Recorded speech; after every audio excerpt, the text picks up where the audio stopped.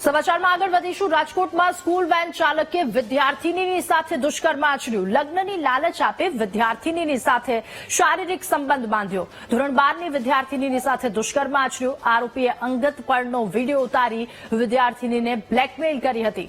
University પોલીસે આરોપીની ધરપકડ કરી છે અને આરોપી વેનમાં જ ભોગ બનનાર રોજ શાળાએ જતી હતી ત્યારે તેનો વિડીયો ઉતારવામાં આવ્યો અને ત્યારબાદ આરોપી દ્વારા તેને બ્લેકમેઇલ કરાતી હતી। બનાવમાં ભોગ બનનારની ઉંમર 16 વર્ષ 9 મહિના છે અને ભોગ બનનાર જે છે 12મા ધોરણમાં ભણતા હતા।